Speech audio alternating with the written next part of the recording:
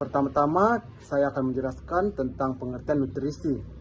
Jadi, nutrisi merupakan substansi organik yang dibutuhkan oleh organisme untuk memenuhi fungsi normal dari sistem tubuh, pertumbuhan, dan pemeliharaan kesehatan. Nutrisi juga adalah zat yang digunakan dalam biosintesis dan produksi energi. Oleh karena itu, diperlukan untuk pertumbuhan mikroba. Nutrisi bisa didapatkan dari makanan dan cairan yang selanjutnya akan diasimilasi atau diserap oleh tubuh. Nutrisi mikroorganisme merupakan salah satu aspek fisiologi mikroorganisme yang diperlukan untuk pertumbuhan sel, sedangkan substansi yang dibutuhkan disebut nutrien dan dibutuhkan oleh setiap mikroorganisme dalam jumlah yang berbeda. Nutrien atau nutrisi dapat digolongkan menjadi dua jenis, yaitu makronutrien dan mikronutrien. Selanjutnya itu ada makronutrien. Makronutrien adalah nutrisi-nutrisi yang diperlukan mikroba dalam jumlah besar. Beberapa komponen nutrisi yang masuk ke dalam kelompok ini adalah karbon, oksigen, hidrogen, nitrogen, sulfur, fosfat, potasium, kalsium, magnesium, dan besi. Sedangkan mikronutrien adalah nutrisi yang dibutuhkan oleh mikroba dalam jumlah yang kecil atau sedikit. Unsur-unsur nutrisi yang termasuk antara lain mangan, seng, kobalt, molibdenum, nikel, dan tembaga.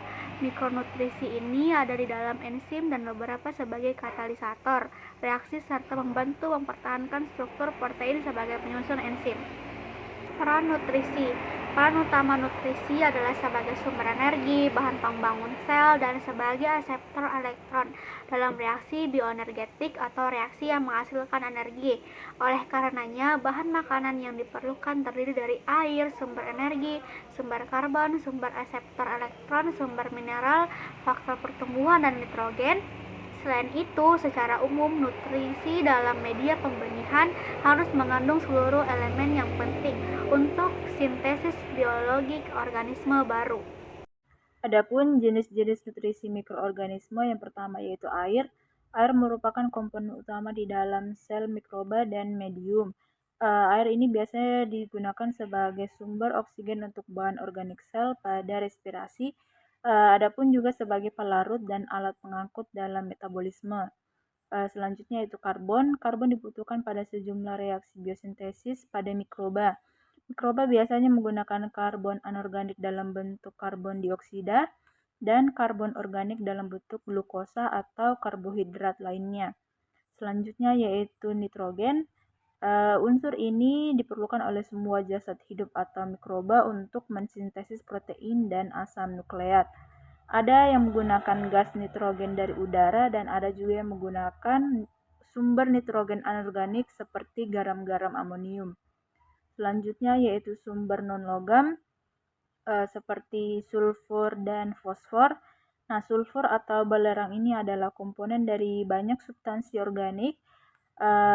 Biasanya membentuk bagian struktur beberapa koenzim dan ditemukan dalam rantai samping sistein dan metionin protein.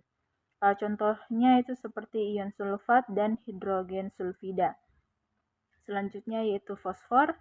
Biasanya dibutuhkan sebagai komponen ATP, asam nukleat, dan sejumlah koenzim seperti NAD, NADP, dan flavin. Contohnya yaitu ion fosfat. Selanjutnya yaitu sumber logam seperti kalsium, zinc, natrium, kalium, kupri atau tembaga, mangan, magnesium, besi 2 dan besi 3. Ion logam ini dibutuhkan untuk kelangsungan kinerja berbagai proses aktivitas seluler secara efisien.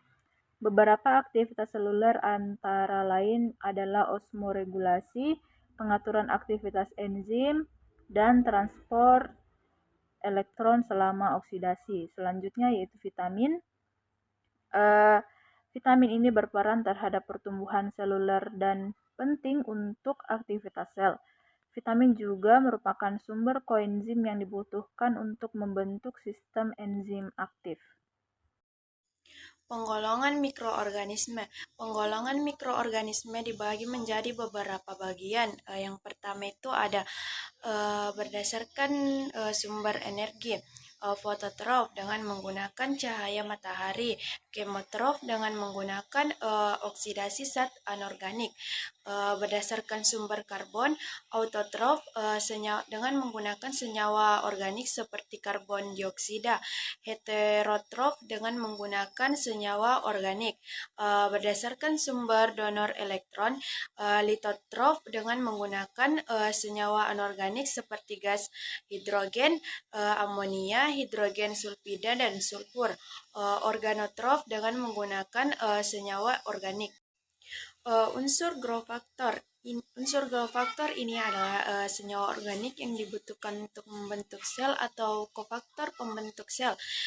Contoh dari growth factor ini yaitu vitamin, asam-asam amino, dan purin, serta pirimidin. Asam-asam amino diperlukan dalam pembentukan protein, sedangkan purin dan pirimidin diperlukan untuk pembentukan asam nukleat atau nukleotida. Vitamin sendiri dapat menjadi koenzim dan membantu proses katalis suatu reaksi kimia dalam tubuh mikroba. Adapun beberapa vitamin yang dibutuhkan mikroba yaitu vitamin B1, B2, B6, B12, serta biotin. Bagi menjadi 3, yang pertama itu berdasarkan bentuknya. Ada media cair. Media ini biasanya digunakan untuk perbanyakan bakteri dan juga untuk menguji dan menumbuhkan kemampuan fermentasi suatu bakteri. Contoh media cair adalah nutrient broth. Yang kedua itu media padat. Media padat merupakan media cair yang mendapatkan penambahan agar sehingga menjadi berbentuk padat. Media ini dapat digunakan untuk isolasi bakteri tertentu. Artinya, untuk menumbuhkan bakteri tertentu. Contoh media jenis ini yaitu nutrien agar. Yang kedua berdasarkan komposisi nutrisi, ada media sintetik. Media ini merupakan media dengan komposisi nutrisinya yang telah diketahui. Media jenis ini dapat berbentuk cair atau padat dan fungsinya dapat digunakan untuk isolasi bakteri tertentu. Yang kedua itu media kompleks. Media kompleks merupakan media dengan komposisi bahan kimia yang belum diketahui. Media jenis ini dapat digunakan untuk isolasi bakteri tertentu dan bisa berbentuk padat atau cair. Contoh media jenis ini adalah tripic soy broth. Yang terakhir itu berdasarkan fungsinya. Ada media suportif. Media suportif adalah media yang digunakan untuk menyokong pertumbuhan bakteri. Media ini bisa berbentuk cair atau padat. Contohnya adalah media nutrien agar. Yang kedua itu media diperkaya. Media diperkaya adalah medium pertumbuhan yang ditambahkan dengan bahan-bahan nutrisi khusus atau misdara. Media ini dapat digunakan untuk menumbuhkan bakteri yang susah ditumbuhkan pada media lain. Media ini umumnya dalam bentuk padat. Contohnya itu media agar darah dan agar coklat. Yang ketiga itu media selektif. Media selektif yang dapat digunakan untuk menumbuhkan mikroba tertentu. Oleh karena itu, di dalam media ini dapat ditambahkan garam atau pewarna tertentu.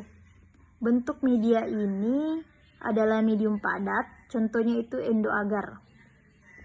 Yang terakhir itu ada media diferensial. Media diferensial dapat digunakan untuk spesies mikroba tertentu dengan cara menambahkan bahan tertentu dalam media. Spesies yang dapat dibedakan dengan media ini adalah kekerabatannya dekat tetapi dapat berbeda berdasarkan sifat biokimia dan fisiologis. Kesimpulan dari materi nutrisi mikroorganisme yaitu nutrisi mikroorganisme merupakan keperluan kebutuhan mikroorganisme yang digunakan dalam proses biosintesis, pertumbuhan sel, dan reproduksi energi suatu organisme. Nutrisi ini dapat diperoleh dari berbagai sumber seperti air, karbon, nitrogen, unsur non-logam, unsur logam, dan vitamin. Oleh karena itu, diperlukan nutrisi ini sehingga dapat membantu proses pertumbuhan suatu mikroorganisme yang akan ditumbuhkan untuk keperluan penelitian atau pengujian.